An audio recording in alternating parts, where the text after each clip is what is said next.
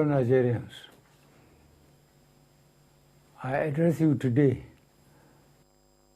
with a sense of gratitude to God and a high level of appreciation to all Nigerians whose tremendous goodwill gave me the opportunity to provide leadership for our great country at one of the trying times in her history.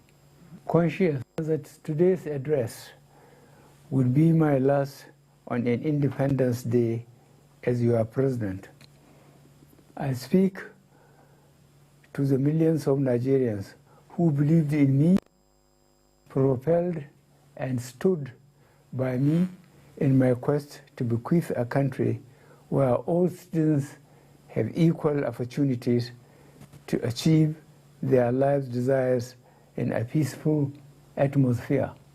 I am honored to say that my story in the annals of Nigeria's history is no household secret. My various attempts, failures, and eventual success in being elected president in 2015 was made possible by the majority of Nigerians. When you elected me, I readily acknowledge that the tasks before me were daunting but surmountable because of the growing national consensus that our chosen route to national development was democracy. This democracy was to be anchored on a clear understanding, application, and the principle of powers supported by a reformed public service that is more effective. I then pledged to improve the economy, tackle corruption, and fight insecurity.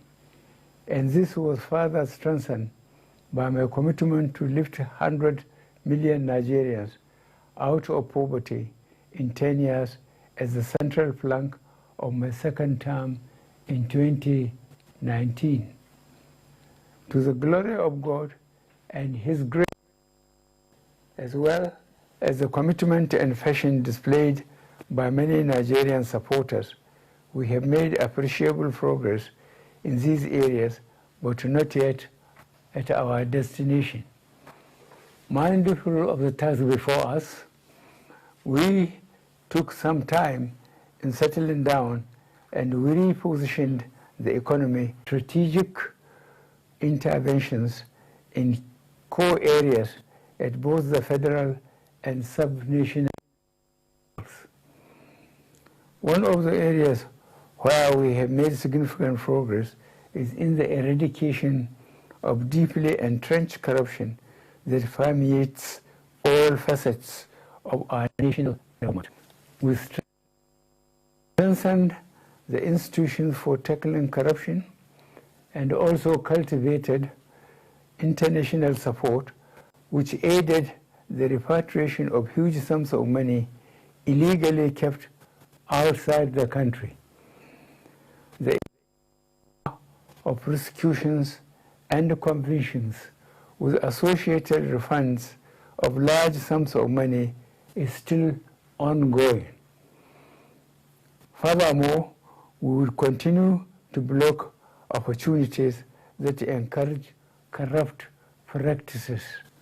In order to address insecurity, we worked methodically in reducing insurgency in the northeast, militancy in the Niger Delta,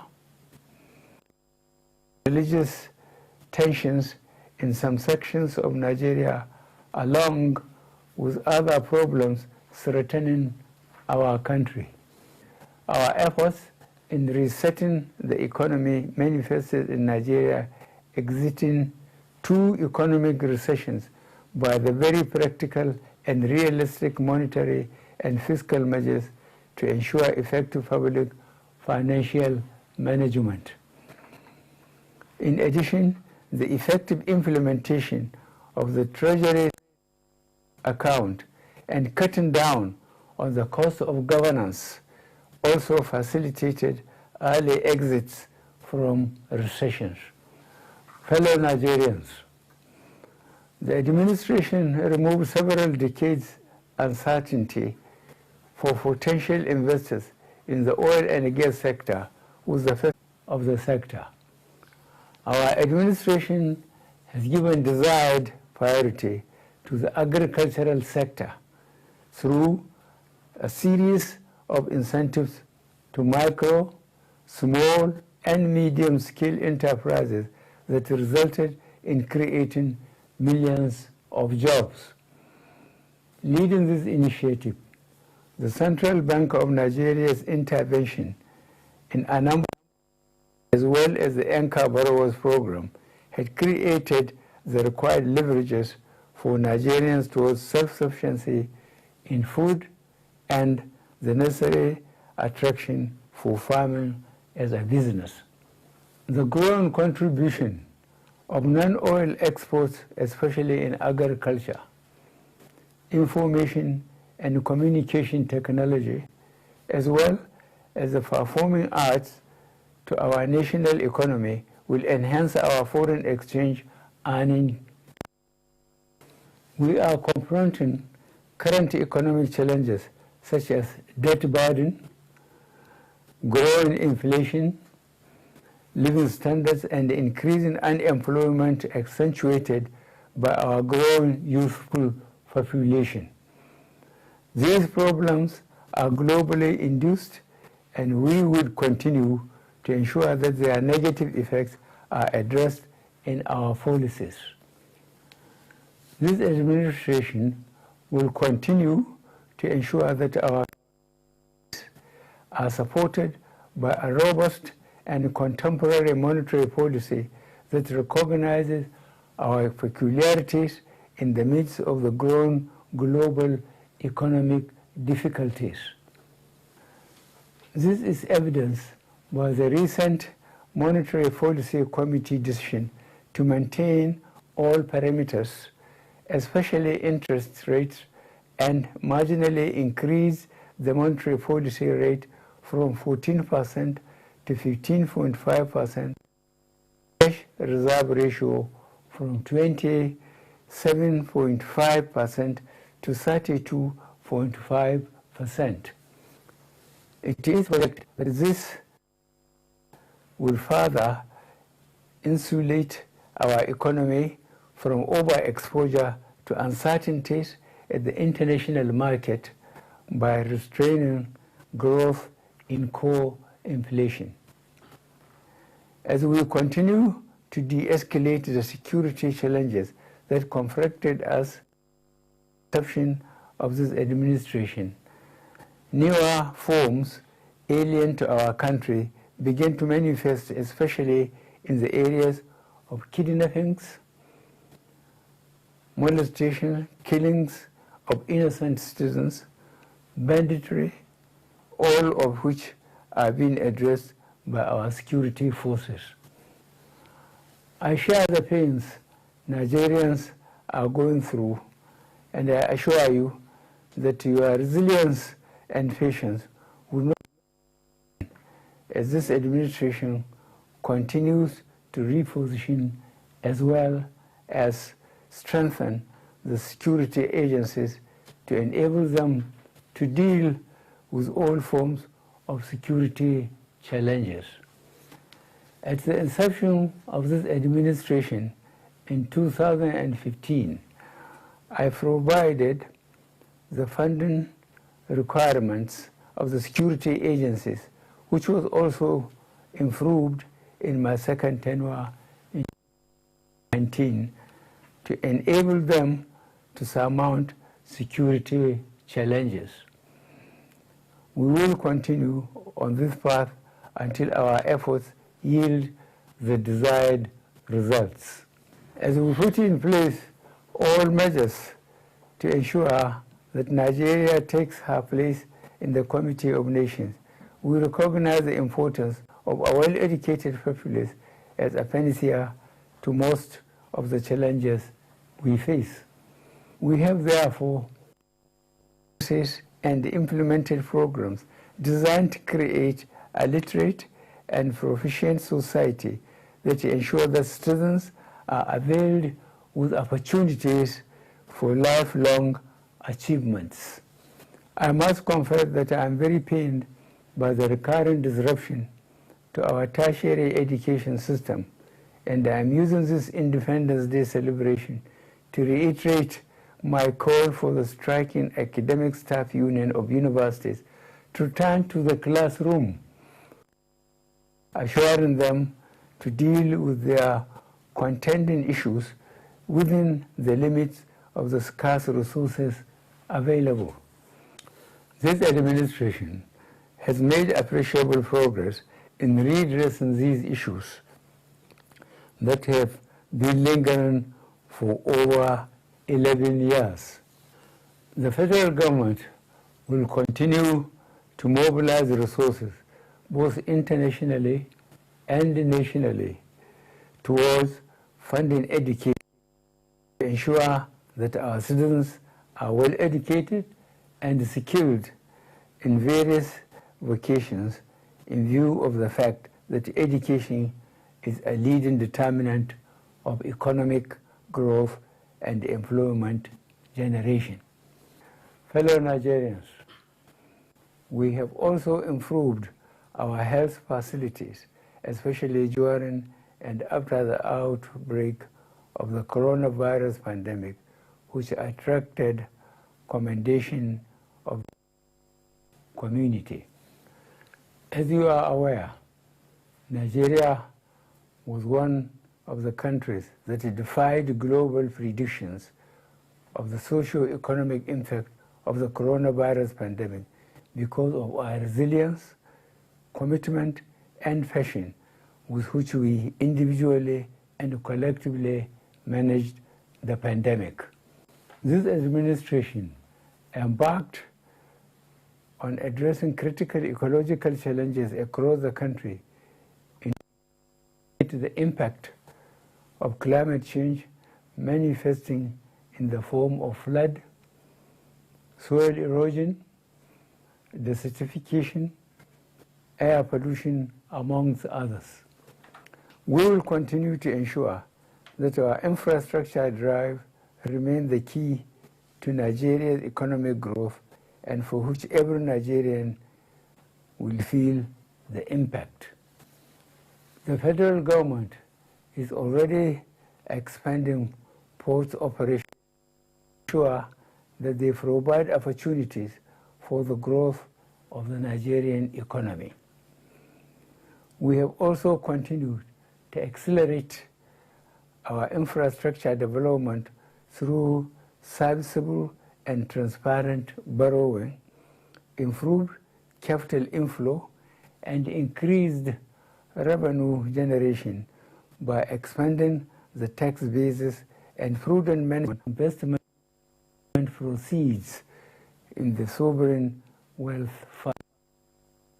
To further open up our communities to economic activities, we have continued to boost our railway infrastructure with the completion of a good number of critical railway and at the same time rehabilitating as well as upgrading obsolete equipment. I am pleased to inform my fellow citizens that besides our emphasis on development with its attendant opportunities for job creation, employment generation, and subsequent poverty reduction, our focused intervention directly to Nigerians through the National Social Investment Program is also village or local government in Nigeria today that has not benefited from one of the following: N-Power, money, market money, subsidized loans, business grants, or conditional cash transfers. All the aforementioned programs, along with various interventions by the National Social Investment Program, direct support to victims of flooding and other forms of disasters, have provided succor to the affected Nigerians. Fellow Nigerians, no matter what gains, without a good governance system anchored on electing credible leaders on the basis of free, fair, credible, and transparent elections, our efforts will not be enough. It is for this reason that I have resolved to bequeath a sustainable democratic culture which will remain lasting. The signing of the Electoral Act 2021 as whose landmark provisions further assures us of a more transparent and inclusive electoral process.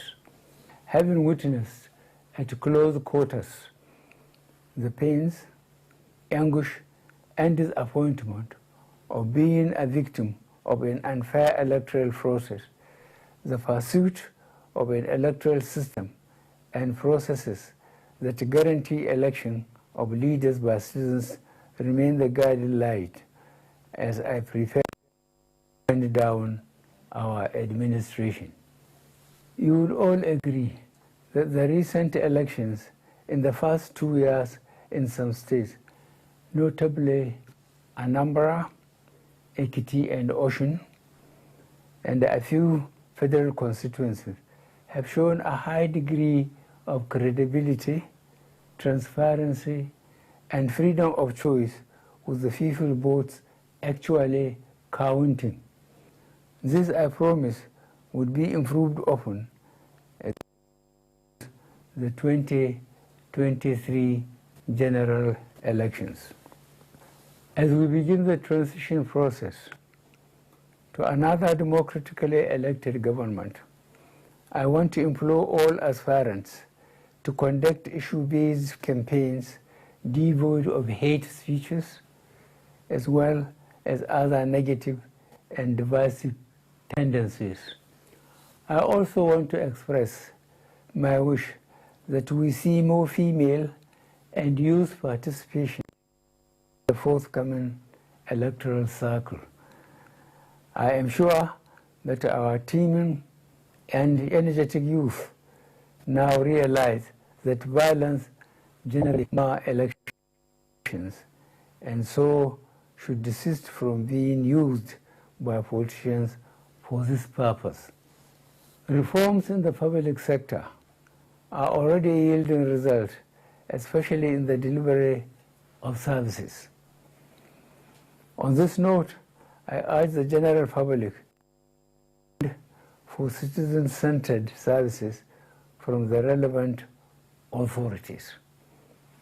On the international front, we have continued to take advantage of our bilateral and multilateral platforms to explore cooperation with friendly countries and partners whenever these areas of cooperation are to the advantage of Nigeria. Fellow Nigerians,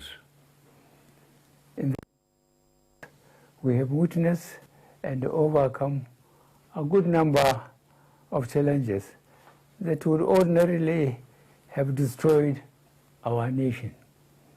However, the indefatigable spirit of the Nigerian people has ensured that we overcome our challenges. It is in this spirit that I call on all of us to individually and collectively bring to the fore with all our development issues. I was called to serve along with my team. I saw an opportunity to create a better Nigeria, which we have done with the support of Nigerians. Almighty God and the good people of Nigeria supported us in laying a solid foundation for the Nigeria of our dreams. I thank you all, and God bless the Federal Republic of Nigeria.